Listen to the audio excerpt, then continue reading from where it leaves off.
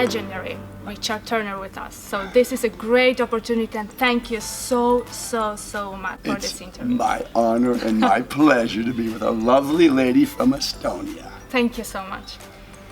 Hello to all my friends in Estonia. When was the last moment you got really astonished by something? Oh, the last moment I got really astonished with something. Well, I am astonished with people that do things extraordinary. People that take possible out of impossible. They do something that someone else goes, you can't do that. And when they do it, that inspires me. And the thing is, I don't need it as motivation for me to continue putting in my normal 10, 15, 20 hours a day practice. But it inspires me when I see someone like Tiger Woods. That was one of the recent ones. When he won the championship again, after back injury and the situation with his wife, and so he took a dive, and he tried, and he struggled, and he worked, and he came back and went to the top. That was extremely inspiring, and I was very, Absolutely. Yeah. Absolutely. Which one of your achieved goals makes you the proudest, and how did you manage to achieve it? My beautiful wife, Kim, Yeah. we've been together 30 years, and she is worth, I would give up everything I have, including my talents with the card, for her. And the second is my son, Asa Spades, spelled A-S-A, Asa, whose middle name is Spades, like the card in the deck, the Ace of Spades, that's my son. And so those are two things that personally I'm proud of and I love. And then professionally, of course, when I won Performer of the Year, Close-Up Magician of the Year at the Magic Castle, and then when I won it on the 50th anniversary, which was a big one because David Copperfield was honored, Siegfried and Roy were honored, and some other very legendary persons. So to win the 50th was a cool one, and then another cool one. I was recently honored in Japan on a miniseries, a TV miniseries called Only Number One Knows, and I didn't know what was going to happen until it happened in front of me live. They just said, please, we want you to come. And I only went because they paid and they have first class, and our movie Dealt was getting ready to open in Japan. And what it was Mr. Merrick, who's the #1 magician in Japan, he had the authority to say who is the #1 in the world. And he consulted at FISM with all the top magicians, and it was only as it happened live in front of all these famous Japanese TV stars and movie stars and top models that I realized, you're talking about me. And I was going, oh my gosh. And I didn't know, I asked my trouble, what is he saying? And that's when I realized that I was being honored in such an amazing way. So that was very exciting. And another one was when I got my black belt, because I took one of the most difficult tests anywhere in the United States, and actually one of the most difficult black belt tests in the world. I had to fight 10 rounds, like a boxer, Muhammad Ali goes 10 rounds, but it's the same fighter. And with Murphy, my sensei, you had to have a fresh fighter each round, fresh black belt each round. You're getting tired, they're not, because they're fresh. And I survived. I had my nose smashed the second round. I caught a ridge hand on here, and I had a ruptured right eardrum. The groin was an open shot. I had one guy, when we were in a clinch, he took his knee and rammed it right up between my legs, and I'm holding myself going, standing ache, I almost passed out. And in the 7th round, I fought the heavyweight champion of Mexico, and he was a mean guy. And I was covered up, and I caught a roundhouse kick right here, and he broke this arm. So I fought 3.5 rounds with a broken right arm. Wow. But I still kept going, and I earned my black belt.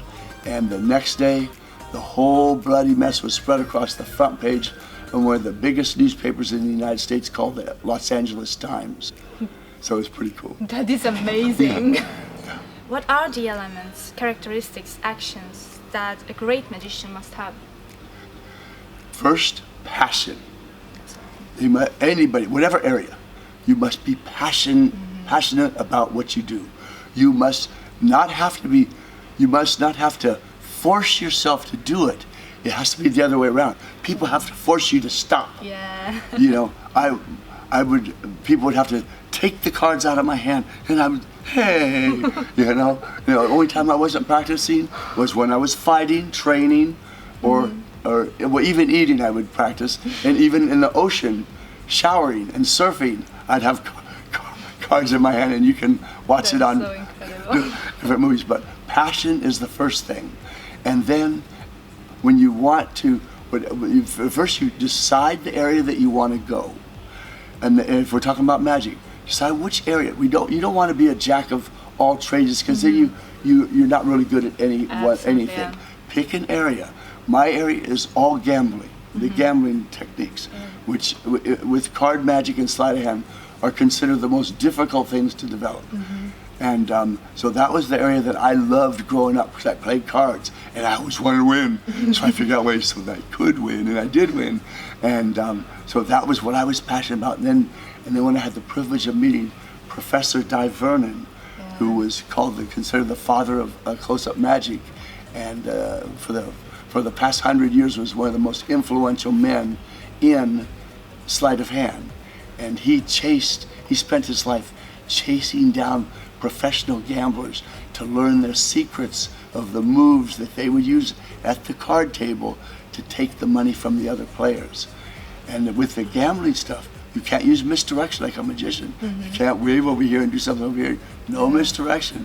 Misdirection, that people go, what? You know, the heat comes on, and where I'm from in Texas, the guns come out, and bang, bang, bang, because bullets can cause death.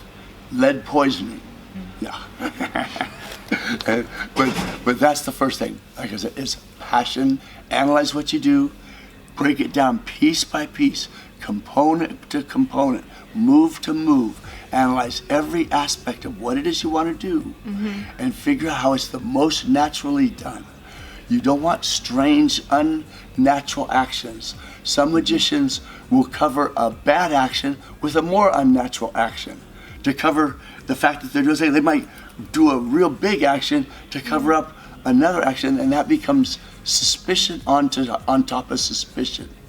You know, so you want to make sure whatever it is you're doing, you make it as natural and as easy as if you're dealing. See, a 3-year-old can deal a card off the top. So if I'm going to want to deal the second card, I want it to be just as easy with no effort. Like I'm sitting here and it is unbelievable. And if you are acting like there's no effort in what you're doing there, see, then it takes the heat off. Wow. So you want to be very, and that was something I learned from Professor Di Vernon. Naturalness. Make it go with the normal flow of things. You don't have to say, these are 4 normal coins, and maybe they're not. If you have to say they're normal, they're suspicious. Why did you say they're normal? Are they usually not normal? You know, this is a normal deck of cards. Why did you say it was a normal deck of cards? Why are they usually not normal? Di Vernon, yes. See how I got tricked by Di Vernon. Most of you know now that my vision, I started losing my sight when I was a little boy at 9 years old. And it was a slow digression of my retina, degeneration, where slowly the retina, the big part of the most important part of the eye, slowly dissolved to nothing. And so back when I was first started working with Professor Vernon back in 1975, I could see out of the corner of my eye. The center of my eye was the macula. It had no vision. It was gone. The macula was gone. And so I could only see out of the edge, and even that was a blur. Okay. And so he would say, Richard, look at my hands. He said, you don't want to hold the cards like this. It's too suspicious. Like most people, big, surrounding the cards and with unnatural actions. He said, you want to hold the cards very comfortably. And he said, now feel my hands. You want all the fingers on the side of the deck, because that's the way a normal person will do it. They don't grip the deck like they're trying to squeeze a chicken to death. They squeeze the neck. And so he described to me the moves, not the way he could do them, or anyone else could do them, in the way that he wished they could be done. And the thing is, how he tricked me is, I thought he could do it. But I found out years later, he made it up. He just wanted to see what I would come up with. Who are other people that have inspired you? Okay. Some of the other people that inspired me, of course, Professor Vernon was number one. Yes. Charlie Miller, who was a student of Di Vernon's, but was one of the top cardmen in history. You know, he goes back to the 1930s all the way up. And then another one was a man named Tony Giorgio. He was my nemesis. He was the guy that was mean and nasty, who would tell me when I was, going up the ladder, no good, won't get the money. He would yell at me and scream, and he was a bust-out man originally. In other words, he was a card cheater at the casino. And then he became an actor, and he's most well-known for a movie called The Godfather, starring Marlon Brando. There's a scene in Godfather where this guy takes a knife and stabs the guy's hand and pins his hand to the bar. The guy with the knife in his hand, that was the guy I'm talking about, Tony Giorgio. He played Bruno Tattaglia in that movie. So he would yell and scream, and then, but because of that, that's a good thing. If someone criticizes you, don't get depressed.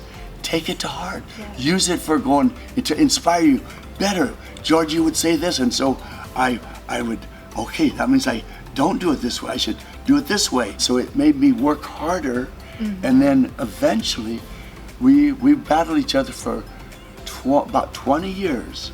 And then in 2001, we had a showdown at the Magic Castle in Hollywood, and then Giorgio goes, that'll get the money, that will get the money. No, that's the best compliment you could receive from a professional hustler like him. And after everything I did, and then the guy that hated my guts was my nemesis, actually wrote me a 5-page handwritten letter and stating that I was the most inspirational person he's ever met in his life, and that my work is incomparable. And that came from my enemy, from the guy that at first did not like me. And now another really good contemporary, someone today, a man named Steve Forty, is amazing. George Joseph, who's also a casino protection authority, he's amazing. And then some of the other magicians out there that you see, like Shim Lin, very, very clever. But he's a magician. With the other people I'm talking about are gambler, mechanics, card. And the term card mechanic is somebody who can fix a card game. It's actually a legitimate term. I call myself a card mechanic, not because I made it up. It's because that is a term that's been around for 150 years, way before they invented the automobile. A card mechanic, and that's where the term, that's a mechanic's grip, came from. Because a mechanic would hold the deck in a certain way, and they called it a mechanic's grip, because they couldn't do their dirty work without the cards being held in a certain way. It's just what I am, and the slang term is a card shark, or they call them sharpers, or cheaters, hustlers, grifters. I even didn't know that. That's why I told you. Now you do. Beautiful. Now you know that. Thank you. Second, what is the thing that I do that was probably the most difficult? The first is probably the particular second deal that I do. Yeah. And it's because of the way I do it.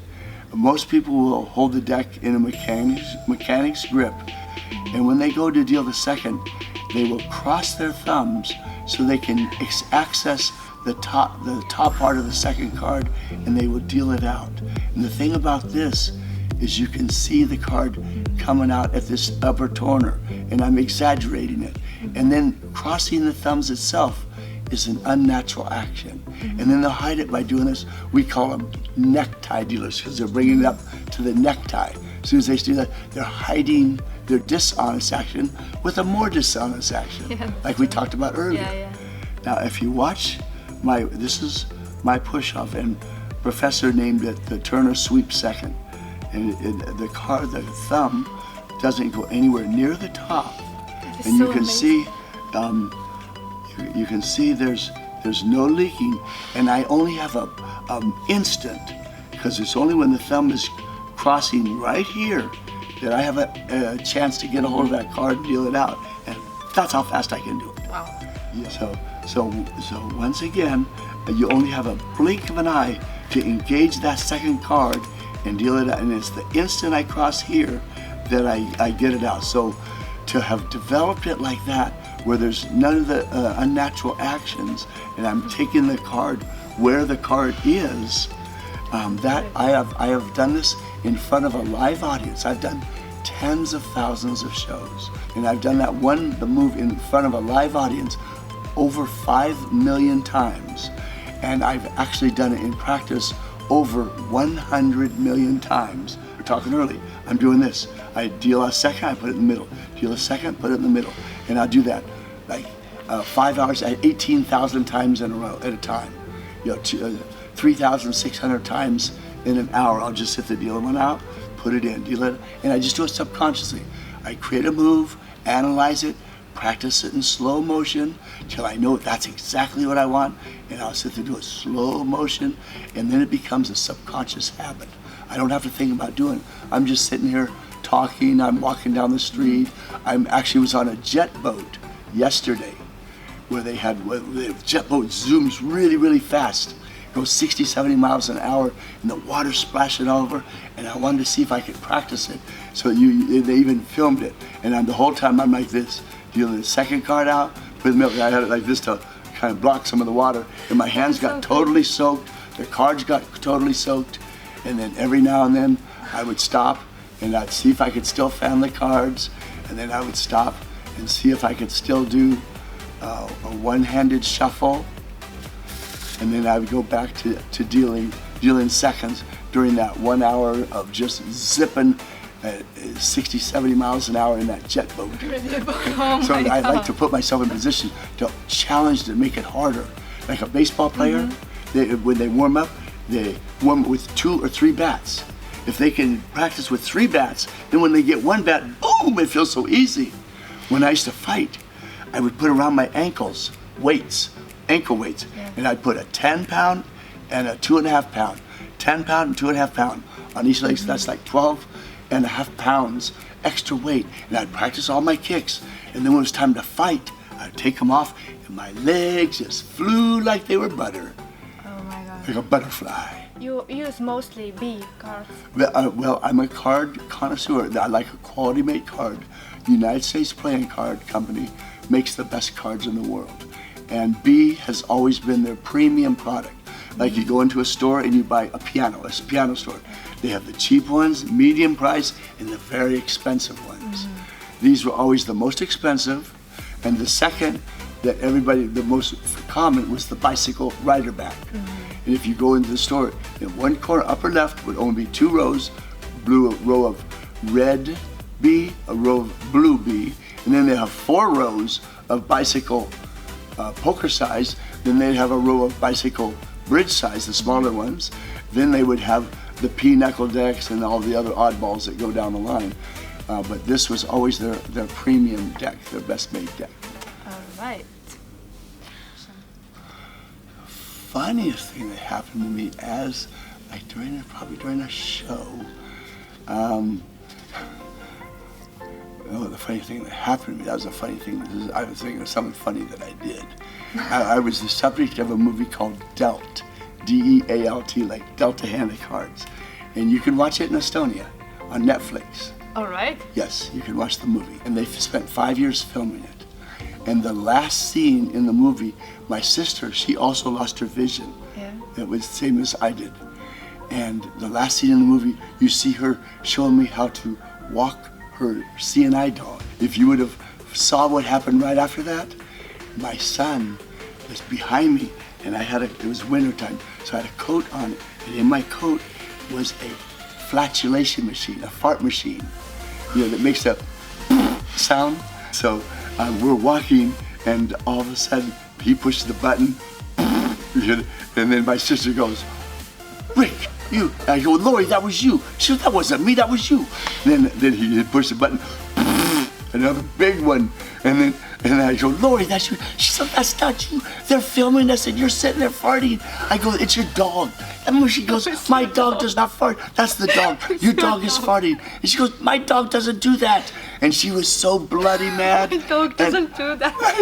And I was laughing so hard. I almost choked to death. I was laughing so hard. And then finally we had to tell her, "Surprise, I have a fart machine in here," and Asa has the button, he's pushing it. But if you would have watched that scene, as if they would have put that in the movie, that's what happened next. So, but it was so funny to me. I laughed so hard. I got her so good. Beautiful. A new goal dream. First off, I've experienced everything. I've been all over the world. I've been seen in over 200 countries by over 1.5 billion people. So in that regard, I've already done it. I've met some of the most amazing people in the world, from Estonia and everywhere else. And but one of the cool things, a dream, is I created some board games. I wanted to come up with the ultimate gambling game, and I created it 35 years ago. Back in 1985, I started working on it, and they will be coming out on the world market next year. And my partner is a guy named David Reichelt, R-E-I-C-H-E-L-T, and he created a game called Color Switch. And Color Switch became the #1 game in the world in 2015, 2016. And over 250 million people have downloaded that game. And he and I are partnering up, and we're taking my games. I have 3 of them. One is called Shark Showdown, which is the smaller version, Texas Showdown, the bigger version, and then another puzzle card game that I created when I was 11 years ago, 54 years ago, I invented this game, and now it will be coming out as an app that you can play on your phone, and it's called Batty, B-A-T-T-Y, because it drives you batty. So that's my future. That's what's coming up next. That is beautiful. That's very exciting. Yes, it is. It's very cool. Oh my God. Do you think life is magic? Do I think life is magic? I definitely think life is magic. I think there is a creator up there, like a giant magician in the sky. People call him God, whatever. And that magician fascinates me. I'm fascinated by all of creation. Like in the Bible it says that God, this magician, took dirt and he made man in his image. He made man kind of like him. You know, big magician made a little magician. And that sounds a little crazy, but then we think about, what have we done as a little magician made from dirt? We've done the same thing. If you think about, God took dirt and he made a bird, right? We took dirt and we made a jet, flying a jet. It's like a bird, and everything on that jet is made out of dirt. Metal, all of it, metal, the seats, everything else comes from one part of dirt or another. God took dirt and made an eye, something that can see. We took dirt and made a camera, the camera that's filming you and me right now, making you look good. And I'm sorry I'm sitting next to you, but that he made an eye, and then God took dirt and he made a brain where we can think, we can realize that we're here. We took dirt and we made a computer, something that can calculate trillions of calculations a second, some of them. And what is the chip? It's made out of sand, which is just a form of dirt. So we can see how this big God in the sky, this creator, this God, has created us in his image, and we, as a little piece of this big creator, have created our own magic. And again, some of the things that he created totally fascinate me. Like I'm fascinated by glass. We took dirt and we made glass. You can't see it. It's solid. It's soft. Some of it's so hard you can't break it with a rock, but yet you can't see it. When you look under a microscope, you're looking at a cell or some kind of medicine or whatever, but it's between glass. You can't see the glass. How is that possible? Something that's solid as rock, you can't see it. That's fascinating to me, that we were able to do that. God painted all his creations. He has birds and fish and all his rocks, rubies, emeralds, sapphires. He painted everything beautiful for us. I'm fascinated by fruit. Fruit, like people say evolution. I don't have that kind of faith. Why did a banana evolve himself with the fruit inside the peel? Why did an orange make itself already sliced up for you inside the peel? Magicians do a trick where they take and they throw a card and they show how the banana got sliced. But we take a pin in that banana and go like this. Stick a pin in there, it's like this, and then when we peel it, it's all sliced up inside. But that's a trick that we do. But God did it inside of a grapefruit, an orange, a lemon. How did he slice it inside of the peel?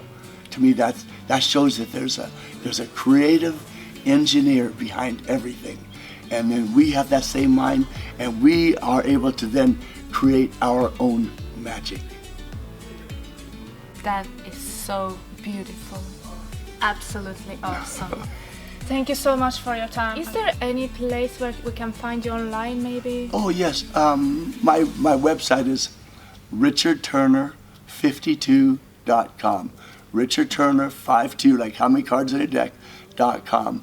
And you can watch all kinds of shows on YouTube, my YouTube channel. But if you just Google Richard Turner, I have TV shows and movies and stuff all over the world. And then deltmovie.com if people want to watch Delt. And outside the US, you can watch it on Netflix all over the world. And Amazon Prime, Google Play, Apple Store, all those places you can watch the movie. And they spent 5 years filming it, and they did a really good job. It's touching people's lives all over the world. So it's called Delt, D-E-A-L-T, and it's a fun movie. Even though I happen to be the subject of it, it's still a fun movie. Beautiful. Thank you so much for your time. I appreciate it so much. I'm sure that my this is so inspirational. Thank you so much. Oh, my pleasure. I'm honored that you asked me. It was an honor to meet you, and I'm very happy. Thank you. Thank you. You're very welcome.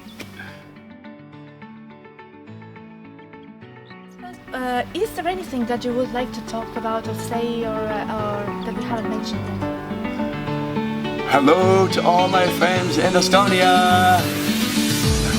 That's